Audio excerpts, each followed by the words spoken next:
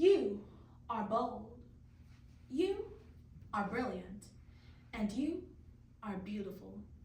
There is no other woman like you. You are capable. Back fat.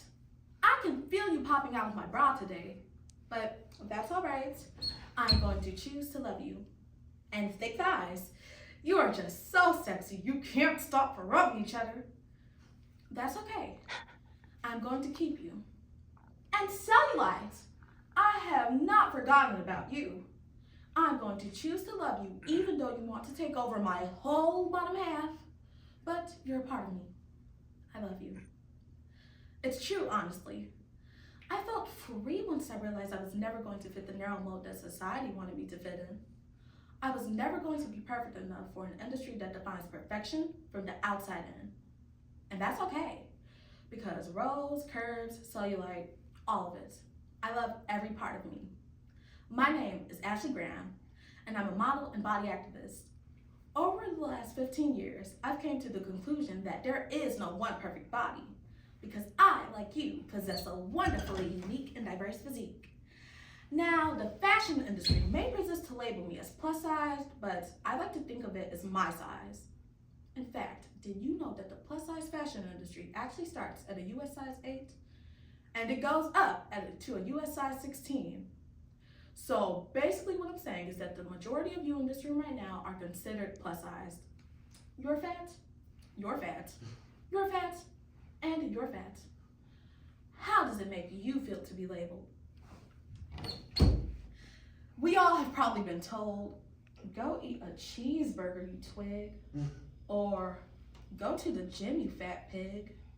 In this generation, and probably earlier, there are these exhausting expectations upon what women should look like, and there should be a change to that. Ashley Graham leads us through her journey of redefining beauty and learning to truly love herself. Plus sized, more like my size, by Ashley Graham. My journey begins in Lincoln, Nebraska. I was 12 years old and scouted in a mall. At 13, I signed with a major modeling agency and I was traveling the world. I was shooting big campaigns, and before I even graduated high school, I had been to multiple different countries. At 17, I graduated and moved to New York. And while most kids are going through their self-discovery stage in college, my self-discovery stage was in the midst of catwalks, catalogs, and casting calls. I was working as a full-time plus-size model. Back in Nebraska, I was known as the fat model, the girl who is pretty for a big girl. I always hated answering that question. What do you do for a living? I would see that person's eyebrow raise as I would reply, I'm a model. I would have to quickly qualify with, well, I'm a plus-size model. In fact, here's my very first editorial for YN Magazine. And you are reading it correctly. Cantaloupe's large breasts. I was helping women all across America at the age of 15 dress their big boobs. But you know what the first thing that someone in middle school pointed out to me besides the obvious, was that fat fold above my knee. That fat fold above my knee. As a young model, my confidence was tugged and pulled in all different directions. I struggled to achieve true confidence. I would go home and look in front of the mirror and only hate what I saw. And to fill the void on the inside, I began to cave to all the vices being thrown my way. Between the parties, the men, the alcohol, I was looking for self-love, for affirmation from somebody when in reality, I didn't love who I was. And I couldn't seem to get a handle on regulating my own weight. I began to face my insecurities head on. And instead, I was filling my life with temporary fixes. I, like so many young women, have struggled to love who I am. And Dove's Global Report on Attitudes Towards Beauty actually did a survey with thousands of women in 10 different countries. And you know what the most striking results was? That only 2% of women find themselves beautiful. 2%. We need to work together to redefine the global vision of beauty. And that starts with becoming your own role model. As a curvy woman, it was an assumption that I should look up to Marilyn Monroe or Jennifer Lopez, mainly because they were two of the most notable curvy women in the public eye who were being praised for their curves. But these weren't my role models. In reality, The only woman I looked up to was my mother. She told me I was beautiful, and she never devalued herself. So why would I? She told me and taught me that true beauty comes from within, and that validation and self-worth must also come from within. In my lowest moments of insecurity, this is when I realized that I had to reclaim my body and its image as my own. Plus size fashion is an $18 billion industry. And now IMG, the world's #1 fashion industry, has signed me and other models who are not defined by our sizes. My body, like my confidence, has been picked apart, manipulated, and controlled by others who didn't necessarily understand it. I had to learn to reclaim my body as my own.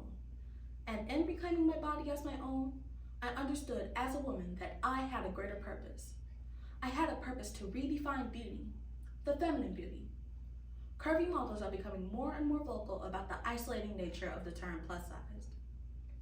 We're calling ourselves what we want to be called, women with shapes that are our own. I believe beauty is beyond size. With so much emphasis on the body and external, it's no wonder we all suffer so much internally. But you know, people in the fashion industry actually told me that I would never be in magazines, let alone the covers of them. Well, I guess we proved them wrong. 5 covers in a little over a year, and I was one of the very first curvy models to be featured in Sports Illustrated Swimsuit Edition. Never let anybody tell you that you can't. I have achieved, and I'm still achieving what was seemingly impossible. My goal is to give a voice to young women. To give a voice to young women who struggle to find someone to look up to. For girls who struggle to look inside the mirror and say, I love you. For women who feel uncomfortable expressing their confidence they've locked away inside themselves. For women who have relinquished their rights to someone else. It is critical that both men and women create a body-positive environment. Uplift the important women in your lives. Create a safe space for them to express their body and their beauty for who they are, not because of who they're not. Be you. Be real. Be authentic.